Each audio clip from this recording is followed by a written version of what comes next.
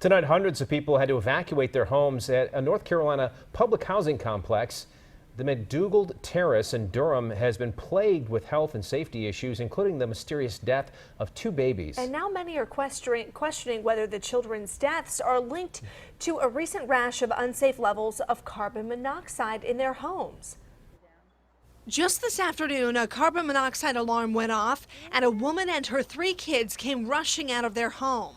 Durham Fire says officials checked and there was no reading of carbon monoxide in the air. It comes after a series of hospitalizations in the last month. 11 residents were found with high levels of carbon monoxide. That and the recent deaths of 2 babies led dozens of residents and activists to march to a community meeting last night, pushing officials for answers. It shouldn't have took for all of this for y'all to want to help us. I mean, we live in the projects, but we humans too.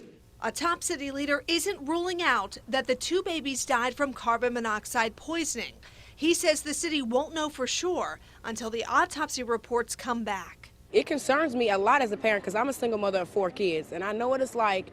This is supposed to be somewhere where you can be comfortable, where you can go to sleep. Certainly not comfortable until they have answers. Tonight, the Durham Housing Authority is putting residents in motels until the carbon monoxide risks have been eliminated.